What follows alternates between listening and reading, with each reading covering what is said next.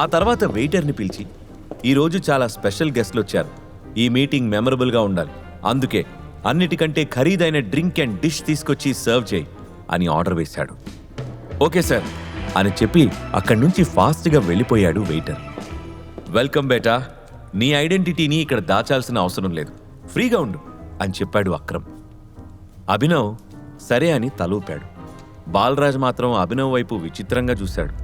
ఆ తర్వాత ముగ్గురు కలిసి అక్కడి నుంచి అండర్ గ్రౌండ్లో ఉన్న ఇంకో స్పెషల్ ఏరియాకి చేరుకున్నారు. ఆ ప్లేస్ అంతా బ్లాక్ అండ్ వైట్ కలర్స్తో, ప్రాపర్టీస్తో, రెట్రో గ్యాంగ్స్టర్ సినిమాల్లో డెన్లాగా ఉంది. సీలింగ్కి చిన్న షాండ్లియర్ వేలాడుతూ ఉంది. గోడలకి గన్స్ తగిలించున్నాయి. మధ్యలో ఒక బాక్సింగ్ రింగ్ ఉంది. దాని చుట్టూ టేబుల్స్తో పాటు స్పెషల్లీ డిజైన్డ్ చైర్స్ ఉన్నాయి. ఆ ప్లేస్ అంతా తిప్పి చూపిస్తూ, మీ నాన్నకి బాక్సింగ్ రింగ్ అంటే చాలా ఇష్టం తెలుసా టైగర్, ఇక్కడే ఎంతో మందిని ఓడించాడు, అతనికి సంతోషం వచ్చినా బాధ వచ్చినా ఇక్కడికే వచ్చేవాడు అని కొంచెం ఎమోషనల్ అవుతూ చెప్పాడు అక్రమ్. అభినవ్కి ఆ ప్లేస్ అంతా వింతగా అనిపించింది. సిటీ మధ్యలో ఉన్న ఒక స్టార్ హోటల్ బేస్మెంట్లో ఇలాంటి ఒక డెన్ ఉందంటే సినిమాల్లో చూడడమే కానీ లైవ్లో ఇదే ఫస్ట్ టైం అని ఫీల్ అయ్యాడు. మన జీవితం కూడా ఒక బాక్సింగ్ రింగ్ లాంటిదే టైగర్. ఎప్పుడూ అలర్ట్గా ఉంటూ శత్రువు ఎత్తులకు పై ఎత్తులు వేస్తూ ప్రతిదాడి చేస్తూ ఉండాలి. ఇక్కడికొస్తే ఎందుకో పాత జ్ఞాపకాలన్నీ గిర్రును తిరుగుతాయి. ఏమంటావు బాలరాజ్ అని అడిగాడు అక్రమ్. నువ్వింకా చాదస్తం తగ్గించుకోలేదు అక్రమ్ భాయ్, వచ్చి చాలాసేపు అయింది, అసలు విషయం ఏంటో చెప్పు అన్నాడు బాలరాజ్. వెంటనే అభినవ్ను చూపిస్తూ, ఇదిగో ఇతనే మన సంజయ్ భయ్యా కొడుకు టైగర్ అని గర్వంగా పరిచయం చేశాడు అక్రమ్. అది విన్న బాలరాజ్ గట్టిగా చప్పట్లు కొడుతూ ఎగతాళి చేస్తున్నట్టుగా నవ్వాడు. ఇంతలో బయట నుండి వెయిటర్ వాళ్ళకు కావలసినవి తీసుకుని రావడంతో కాసేపు సైలెంట్ అయ్యాడు. వెయిటర్ టేబుల్ పైన డ్రింక్స్ అండ్ ఫుడ్ అరేంజ్ చేసి అక్కడి నుండి వెళ్లే వరకు వాళ్ల మధ్య నిశ్శబ్దం కొనసాగింది.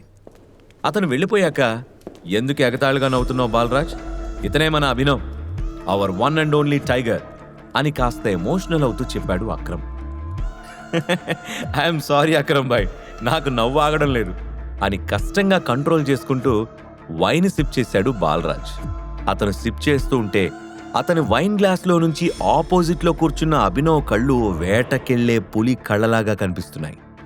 బాలరాజ్ కొంచెం సీరియస్గా, ఇందాక నుంచి గమనిస్తున్నాను, ఎంట్రన్స్ దగ్గర ఆఫ్టర్ ఆల్ సెక్యూరిటీ ఆఫీసర్ని డీల్ చేయడానికి కూడా నువ్వు రావాల్సి వచ్చింది. ఇప్పుడు కూడా వచ్చినప్పటి నుంచి నువ్వే మాట్లాడుతున్నావు కానీ నీ టైగర్ తన గురించి తాను మాట్లాడలేడా, లేదా అతనేమన్నా మోగోడా? మన సంజయ్ బిడ్డ పులి అక్రమ్ భాయ్, కానీ వీడు పిల్లిలా ఉన్నాడు అని ఎగతాళి చేస్తూ కాలు మీద కాలేసుకుని కూర్చున్నాడు. టైగర్ గురించి అలా మాట్లాడకూడదు బాలరాజ్ అని అక్రమ్ గంభీరంగా అంటూ ఏదో చెప్పబోయాడు.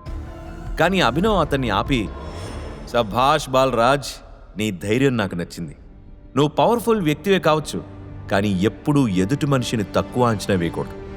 ఇంకో విషయం ఏంటంటే, పిల్లి కోతకి పులి గాండ్రింపుకి చాలా తేడా ఉంటుంది. ఒక్కసారి పంజా విసిరి పులి గాండ్రించిందంటే అడవిలో పిట్టలతో పాటు పర్వతాలు కూడా వణుకుతాయి అని గంభీరంగా అన్నాడు అభినవ్. అభినవ్ మాటల్ని సీరియస్గా తీసుకున్న బాలరాజ్ వైన్ గ్లాస్ కింద పెట్టి, నువ్వు టైగర్ అయితే ఇన్ని సంవత్సరాలు ఎక్కడ దాక్కున్నావు? ఉన్నపళంగా వచ్చి సింహాసనం అధిష్ఠిస్తాను అంటే నీకు సలాములు కొట్టడానికి ఇక్కడ ఎవ్వరు రెడీగా లేరు. అయినా పవర్ అనేది ఎవరో ఇస్తే తీసుకోకూడదు, సంపాదించుకోవాలి అని ఘాటుగా సమాధానమిచ్చాడు. ఇవ్వడమే కానీ తీసుకోవడం నా రక్తంలో లేదు. నేను ఇన్నాళ్ళు ఎక్కడున్నానో ఏం చేశానో చెప్పడానికి ఇది సమయం కాదు. నేనే టైగర్ అని నువ్వు నమ్మాలంటే ఏం చేయాలో అది చెప్పు అని సూటిగా ప్రశ్నించాడు అభినవ్. అతని మాటల్లో ఎలాంటి తడబాటు కనిపించలేదు. అందుకు గర్వంగా ఫీల్ అయిన అక్రమ్, శభాష్ టైగర్ బేటా, అస్సలైన మగాళ్లా మాట్లాడావు అన్నాడు. మాఫియా వరల్డ్లో కీలక పొజిషన్లో ఉన్న బాలరాజ్ తను ఎవరికైనా ఊడిగం చెయ్యాలంటే అవతల వైపు ఖచ్చితంగా టైగరే అయి ఉండాలనేది పంతం.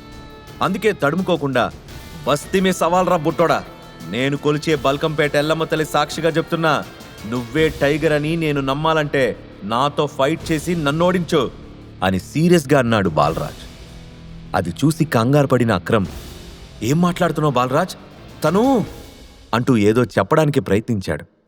అక్రమ్ మాటల్ని పట్టించుకోకుండా అభినవ్ సమాధానం కోసం చూస్తున్నాడు బాలరాజ్. అక్రమ్ కంగారు పడుతూ అభినవ్ వైపు చూసి, నువ్వు ఒప్పుకోకు అన్నట్టు తల అడ్డంగా ఊపాడు.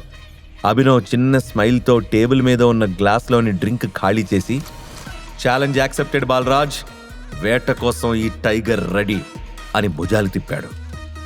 ఆ క్షణం అభినవ్ ధీమా చూసిన అక్రమ్కి నిజంగానే వేటకి సిద్ధమైన పులిని చూసినట్టు అనిపించింది. అయితే పదా అంటూ చొక్కా తీసి విసిరి రింగ్ వైపుకు నడిచాడు బాలరాజ్. బాలరాజ్ని అభినవ్ ఓడించగలడా? టైగర్ వచ్చాడని తెలిస్తే మాఫియాలో ఎలాంటి ప్రకంపనలు కలుగుతాయి?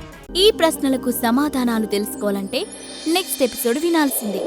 క్రింద ఇచ్చిన లింక్ ని క్లిక్ చేసి పాకెట్ ఎఫ్ఎం యాప్ ని ఇన్స్టాల్ చేసుకోండి. Stay tuned to Pocket FM.